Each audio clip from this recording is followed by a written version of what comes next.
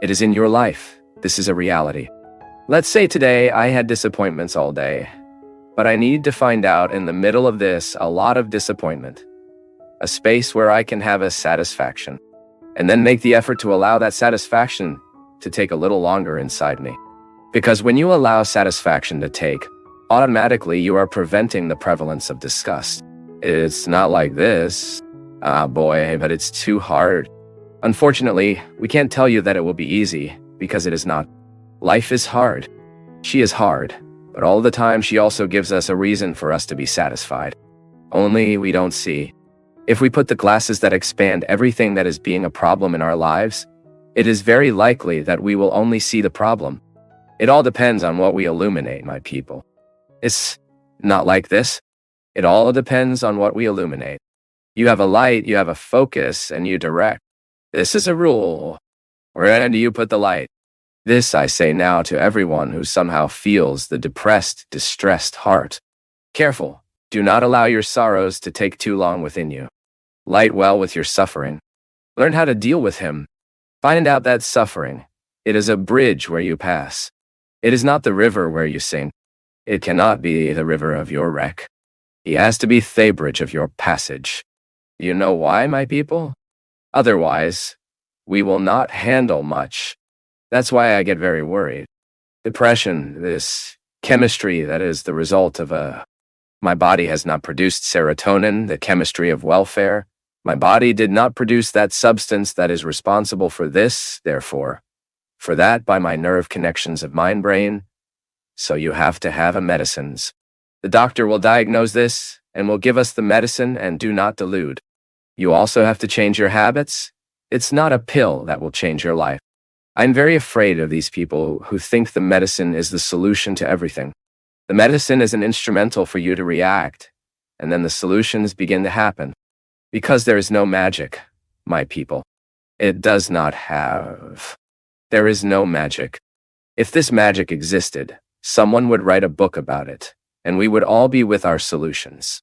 I read the book, and I'm good. No, it is the posture in the face of life that makes the difference. And you, Roberta, are absolutely right when you say your mother needs to react. She needs to be very medicated, and when she finds that she already has the medicine right, she will start to react. So it's time to act. It is at this time that way who makes a lot of difference. Believing in God is at this time that makes a difference to live in God. Why? For those who have this dimension of faith within the heart, know this, by intuition, that God does not let us shirk. Just as our body needs vaccine to gain immunity, so as not to die of anything. These diseases that are simple, that a vaccine can save. Our body needs vaccine since we are children. We start gaining immunity. But I always say that spiritual health, it also needs some lifelong vaccine.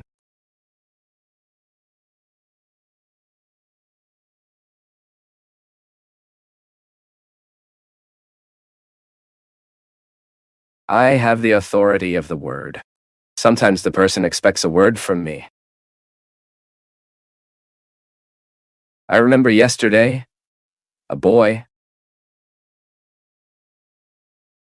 I think his name is Ricardo.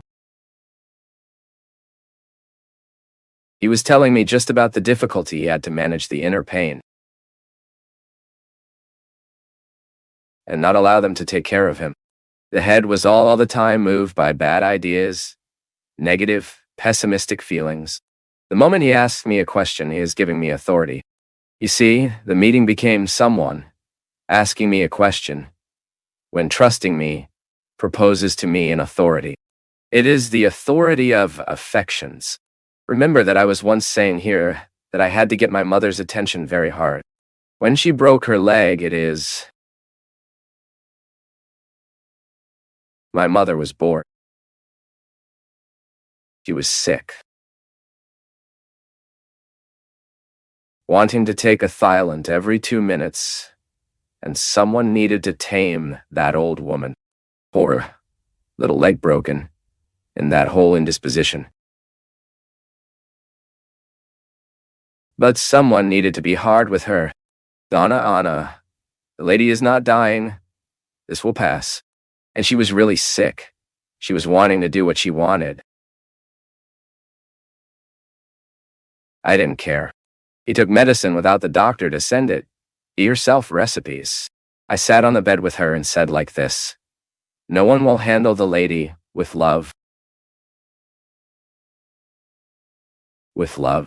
But why did I say that to my mother without hurting her heart? Because I know the authority I have in her life. But how do I exercise my authority in my mother's life? With authoritarianism? With arrogance? No. I need to exercise as a child, as a service.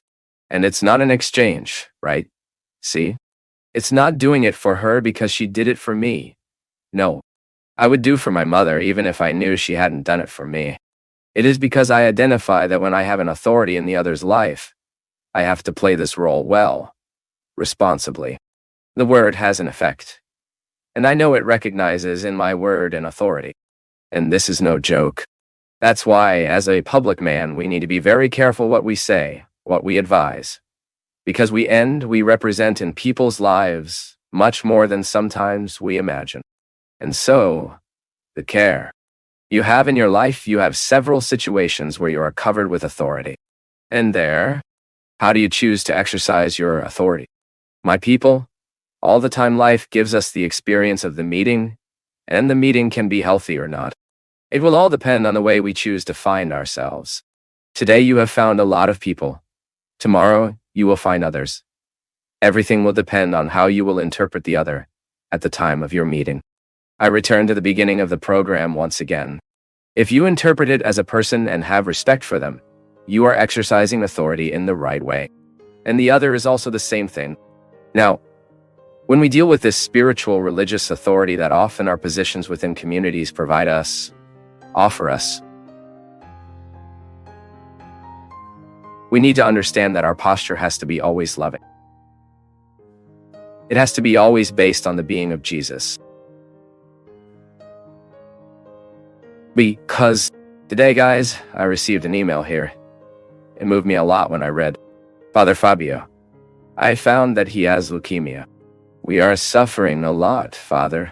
The other day I heard the Lord saying in one of his lectures that we need to live well today with the people we love. Because we do not know how long we will still have them by our side. I never imagined that I would live this reality closely. We discovered his illness 3 months ago and the doctor did not have hope. What to do, Father? How to reconcile the love I feel for him with the despair that sloughs away me. I try to be strong in front of him, but I'm in ruins. My husband is totally shaken. Do not pronounce, suffers silent. We have a 6-year-old daughter. My mother has helped me a lot, but I need a word from the Lord. Priest, my heart is torn, my friend. Pray." I found it beautiful what she says here. How to reconcile the love I feel for him with the despair that sloughs away me. In your question, my daughter is already the answer. For your question, there are no answers ready, right? The despair you feel at the moment you see a son gradually die. Because that's what happens. How many times, my daughter? I had the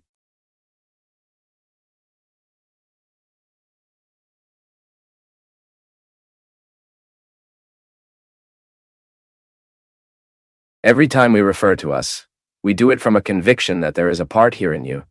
You somehow has control of everything. Give the name you want.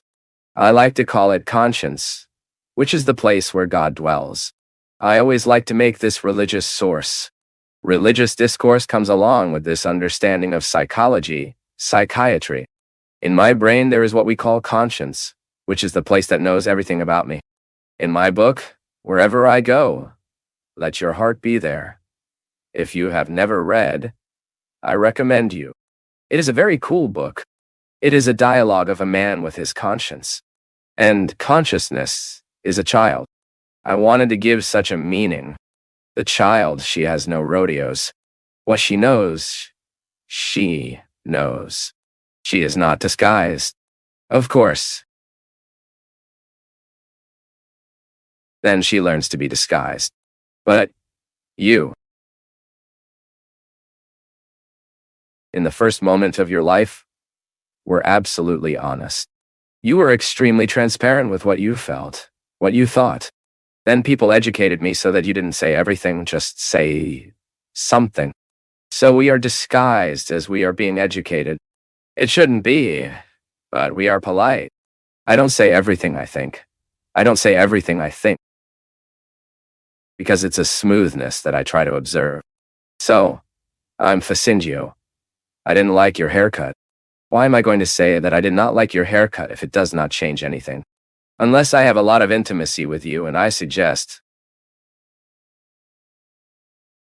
look next time. I don't know what you think about it, but I think your hair gets better that way.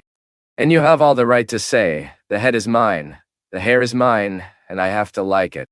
Then you guess the life of someone you love. But we have this part of us that somehow is not contaminated by hypocrisy. The disguises we usually give. We call it consciousness.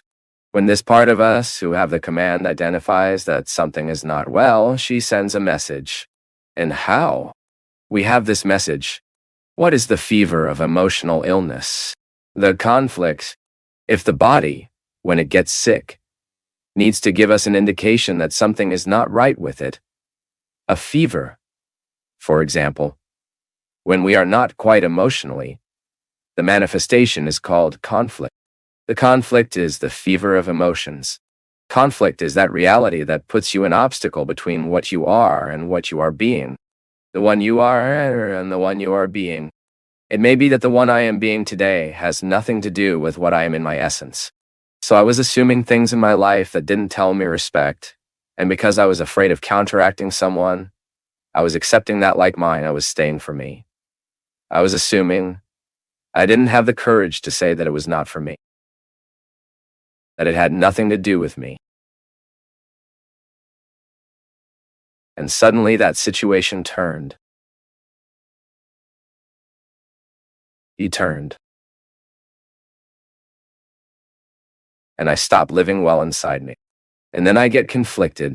The fever of emotions or conflict. I get conflicted. I don't fall inside me. I don't know how to act. I don't know how to live, how to do it.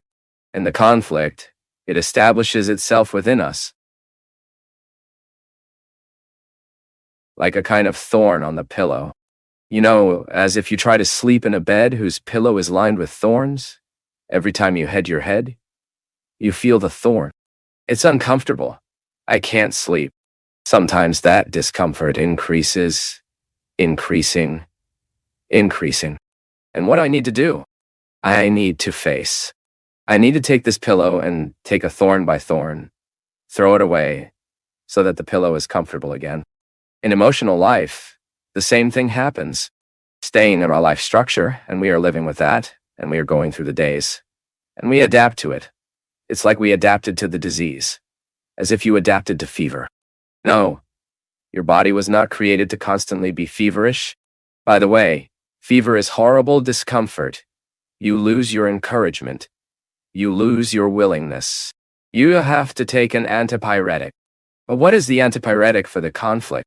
What would be the portion that would have any action on this conflict? The confrontation.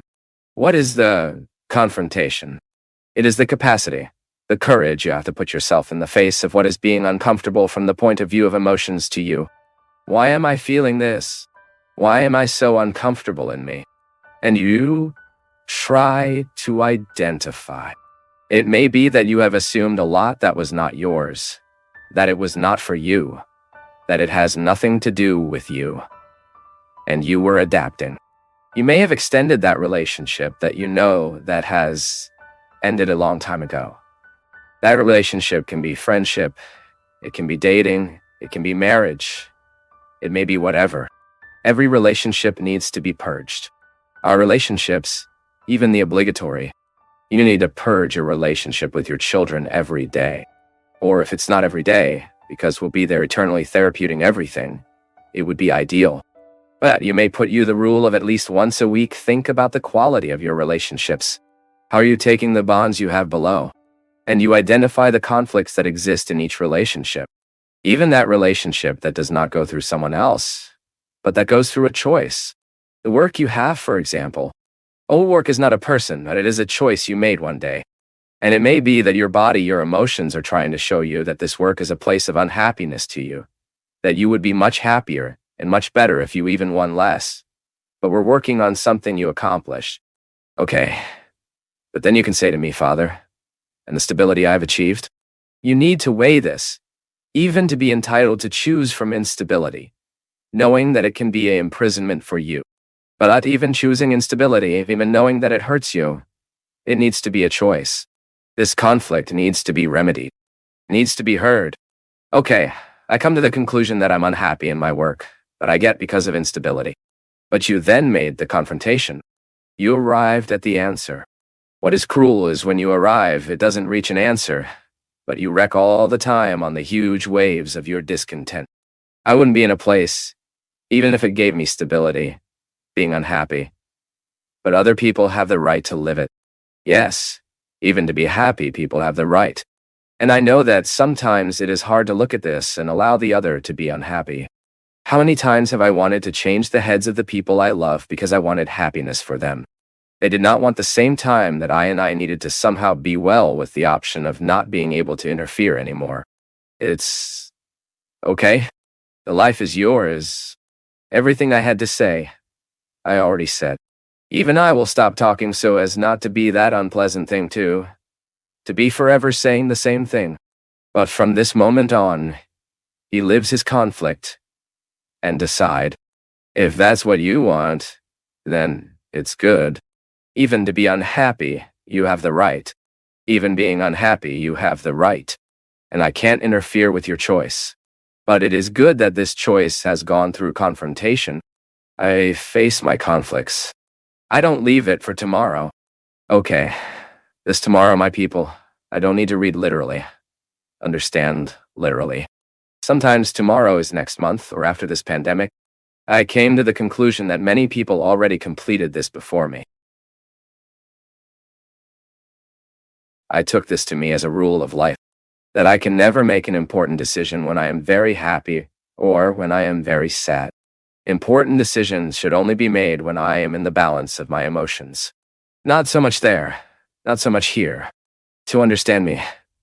Note, sometimes I go through difficult times when I want to react immediately, I think, so that I will react to it now.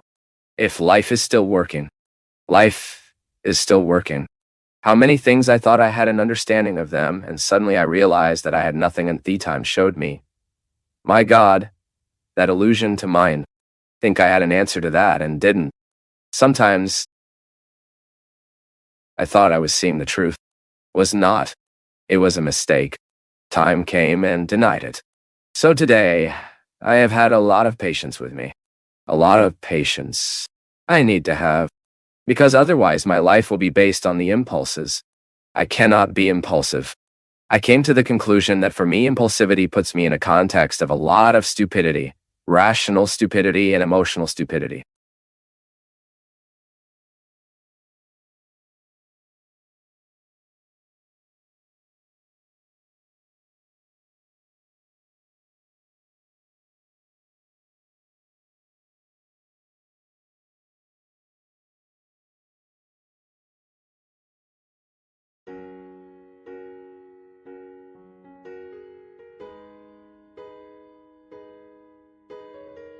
I don't know what you do with your pain.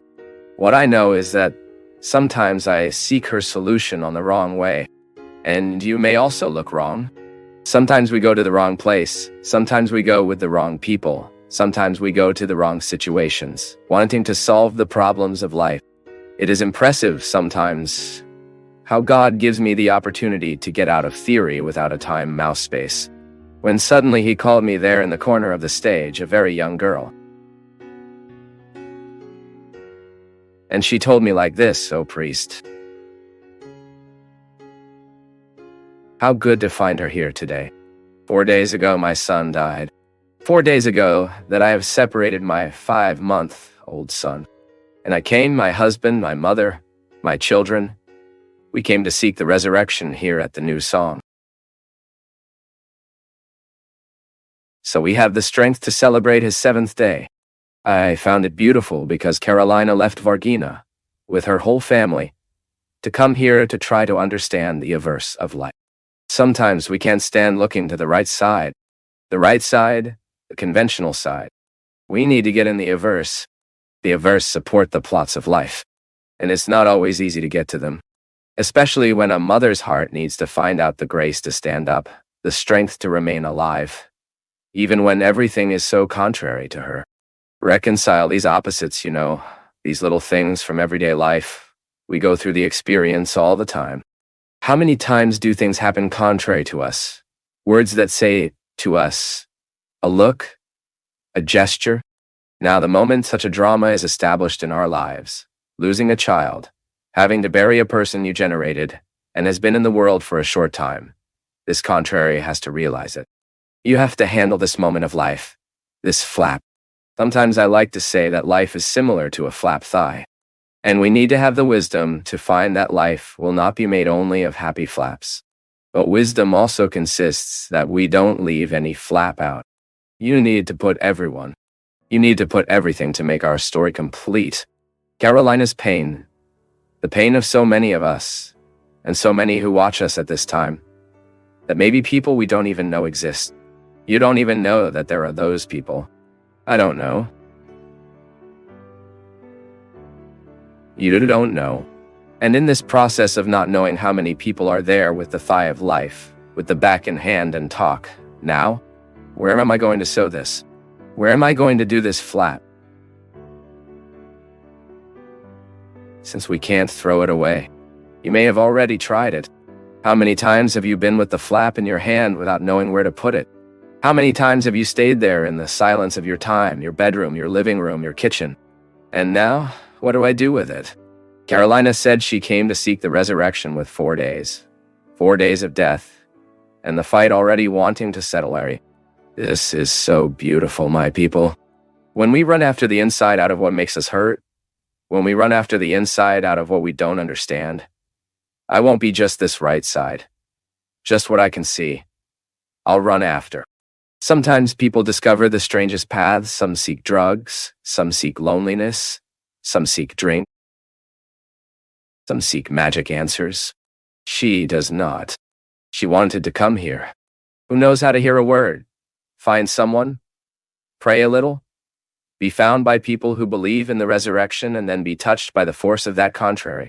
In this resurrection and preparing to celebrate the 7th day of Miguel's departure, oh my people, how many times have I found young drug addicts, beautiful, drugged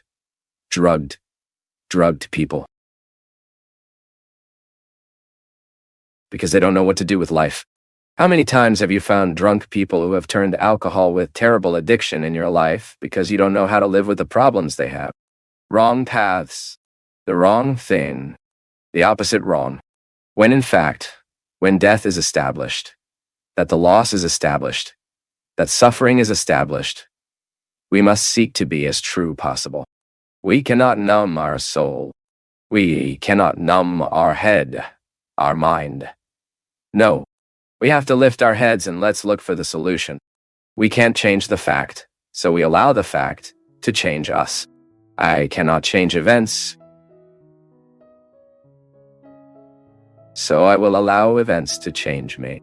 Do I need to giving wisdom at this time? Can my son have died in vain?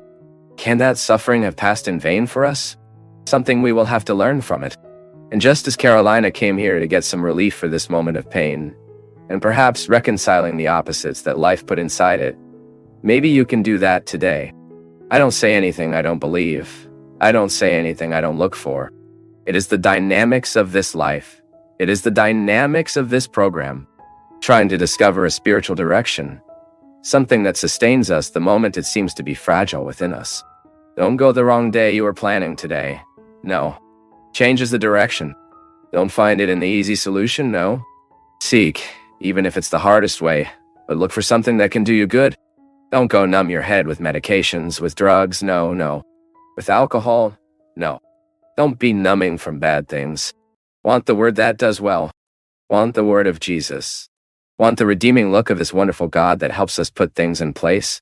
It takes work, but it is very good. Knowing that God is on our side, helping us to reconcile the opposites. Only those who have read Father Fabio de Mello's books know how transformative they are. Make us reflect and change the way we see life. If you haven't read it yet, don't miss this big chance. Learn more by clicking on the description links. Father Fabio, fear is sometimes lack of faith. We need to distinguish well, right? Because there are fears that are positive, right? Fear is our reaction. It is a human reaction. And it's not just ours, right? The animals are also afraid, which is directly associated with protection. When I feel my life is being paid, I'm afraid. So I will protect myself. And so, if you are exposed to a risk situation, we need to be afraid. It is natural that we are afraid. It is good that we are afraid. What we can't do is make fear and that it is too decisive and we stop living because of it. Everyone is afraid. We are afraid of being alone. We are afraid of being abandoned. We are afraid of being betrayed. We are afraid of losing our job. We are afraid that will not work. All of this is experience that goes through us. When we start managing this too, you start to create hope. The only way you have to minimize the power of fear is you to feed this hope that makes us go ahead. So if I'm afraid, and if I live in an insecure city, I create my protection scheme. Faith says much more respect for a way of being because faith is an attitude. It is not a how I could say that. Every time we talk about a person of faith, we are talking about attitudes that person has to demonstrate what is faith. Faith is when you do not have all clear written data. Faith is precisely that. I don't have all the information, I'm not absolutely sure, but I trust. And when I taught in college, I treated faith a lot as intuition. What is intuition? That's when you look at a particular reality and you think so. It will work. Then someone asks you, but why do you think it will work? I don't know. I'm thinking it will work. This is an intuition. Faith. I believe it is an even more elaborate intuition. Do you know why? Because it is given to us by God. How does God give us faith? Every time we believe. Every time we put ourselves in life in attitude of faith, it increases within us. It's that beautiful optimism you perceive in the person. You know that the person has difficulties. You know that the person has 1,000 problems. They would have 1,000 and reasons to give up. But it remains standing. That's why Our Lady Mary is placed as the woman of faith. She had 1,000 reasons to be discouraged. Imagine you being on Calvary, seeing your child's crucifixion, remembering all the projects he had, everything he promised, the establishment of the kingdom, and none of that was happening. Quite the contrary. It was the full humiliation she was witnessing her son. But she believed. Maria was the woman who believed. And in many moments of her life, she has shown us the meaning of faith. She did. She acted. She wasn't a woman who was waiting for things to happen. Was she afraid? Of course she was afraid. But faith was greater than her fears. So in this respect, faith helps us deal with fears. It is the cultivation of operative hope. This is not honest. This is not fair to the protection that I am asking God. How am I going to ask? To pray. Ask God to protect me if I do not do my part of the miracle. So then all who are with me in the car will be really afraid. Then I, in an imbecile way, speak, I have faith in God. God protects me. No. But this is an imbecility. Having faith is you realize that you are settling within you a common sense attitude. The person has common sense. If you want to recognize a person of faith, just realize that. Does she have common sense to analyze things? Are you a balanced person? Is it a person who really gives advice? What is in accordance with the situation? Because the experience of faith is all that, my people. It's attitude. It's existential. Faith is existential. That is, it goes through our existence all the time. All that is proper to our lives. And when we live this process of faith, well, fear is when we have that conscience. I prayed and asked God, but I didn't study to take the test. So I go to the test with fear. It does not go with faith. Now, if I study, if I do my part and ask God to happen all the way, then I'm not afraid, even if I don't pass. Yesterday, I was saying this to a friend of mine. She was anxiously asking God for something, and I told her like that, be careful. That you may be asking God for what is not His will. But how will I know what is His will? I don't know. Put it in His hands, do your part, and if it doesn't work, welcome what didn't work out as a will for your life. This is a big problem, right? Sometimes we pray asking God what we want, but not always what we want is the best for us. If you offer food to a child and show her that she has chocolate cake and has a green salad, of course she wants the chocolate cake. It's much more pleasant. Now I ask, what is best for this child? The chocolate cake or the green salad? If you are listening to what your child asks, you will give the chocolate cake. But if you meet according to his need, you will give the green salad. And sometimes in our prayer life, the same thing happens. We are insistently asking God for the chocolate cake, but He knows that for our lives, the best is the green salad. Make the effort to happen, but if it doesn't work, rest. Don't be embittered a little, because sometimes God is depriving us of many things. Sometimes God is holding many things so that it does not happen there. And precisely because of that, it's not the best for us, but this tranquility we need to have.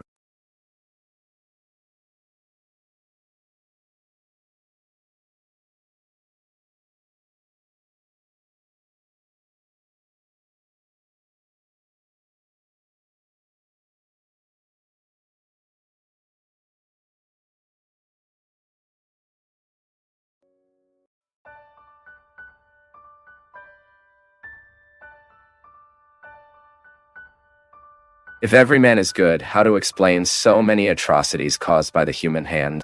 Does man born good in society transforms him?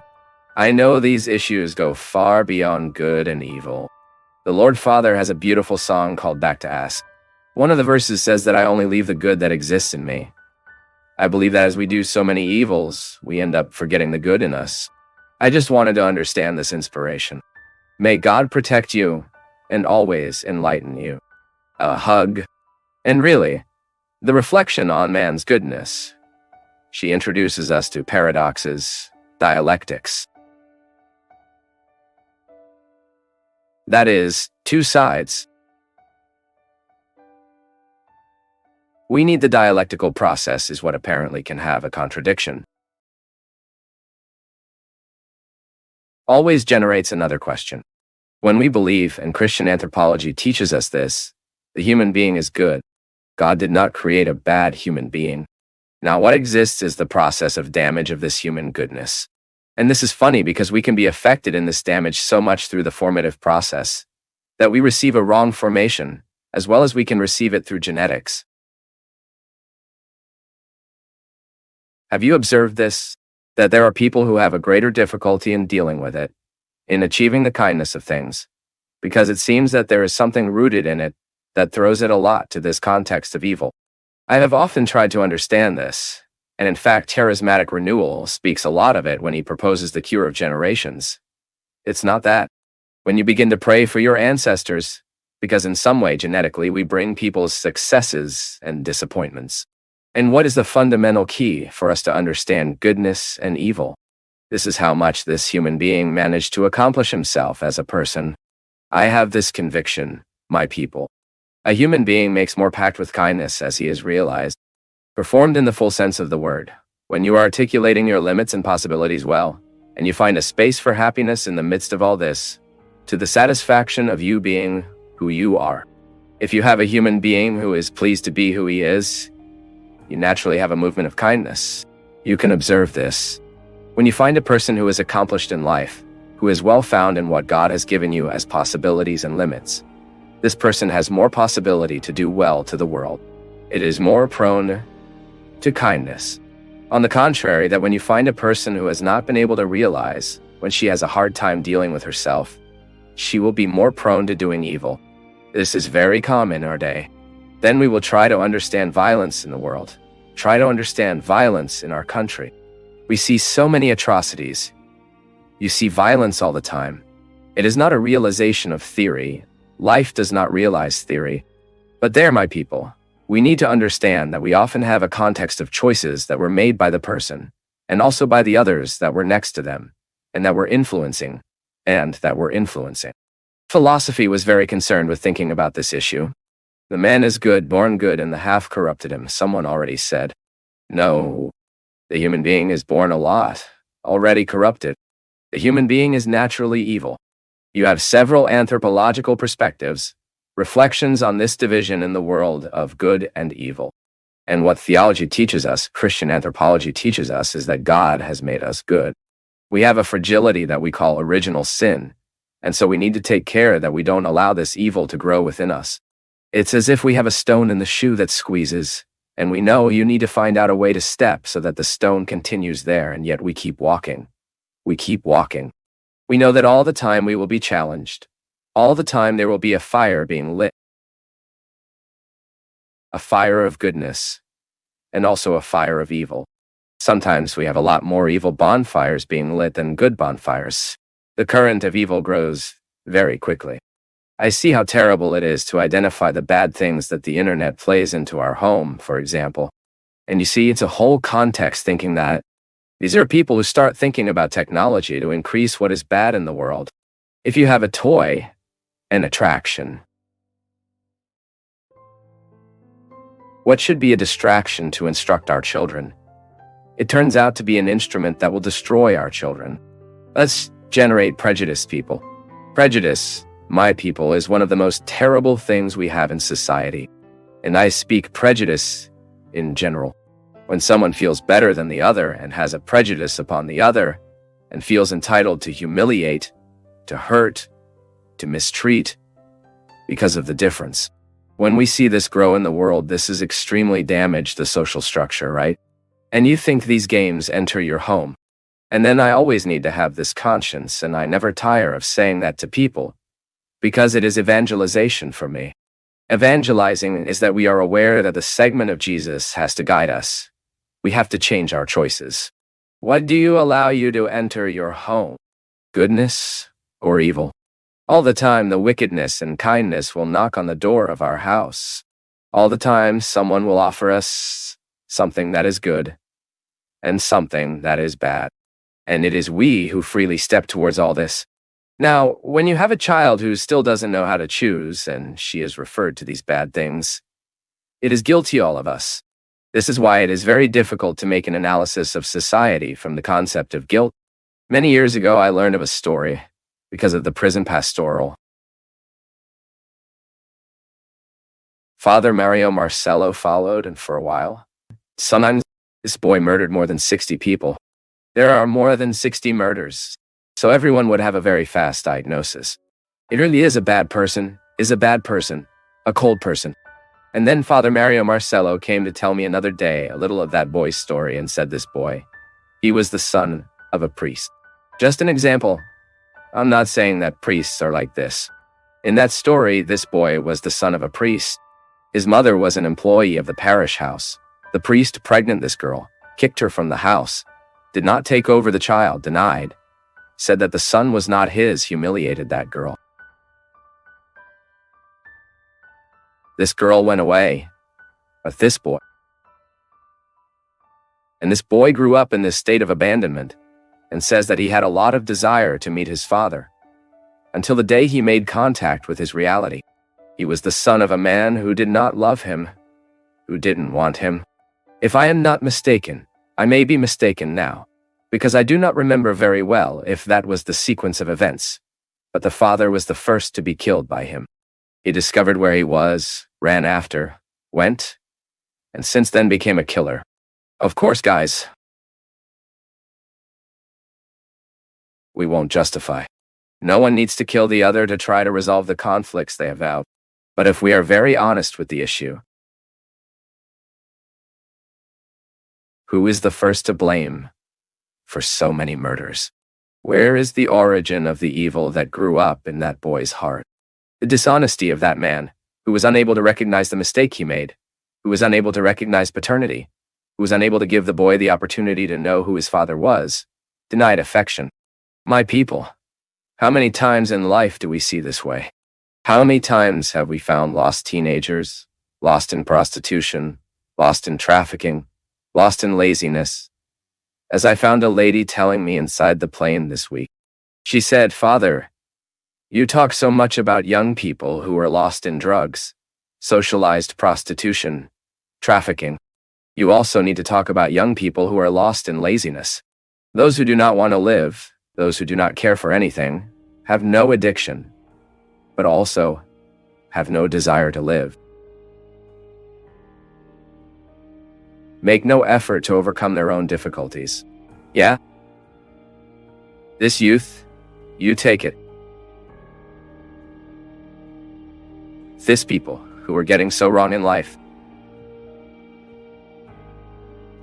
These people who are hitting their heads so much in the shields of life. We'll start to see each other's story and try to understand where that story began to go wrong. In this life, there is no incoherent human being because everyone acts according to the story they receive. Everyone is contextualized. There are many culprits, and the hard is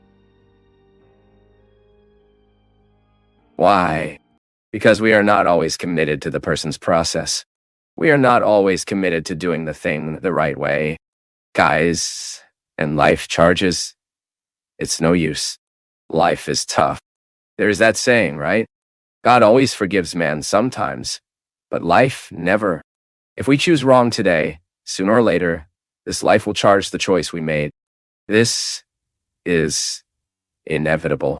And we need to be very careful, because otherwise we compromise this theological truth that man is good. Why?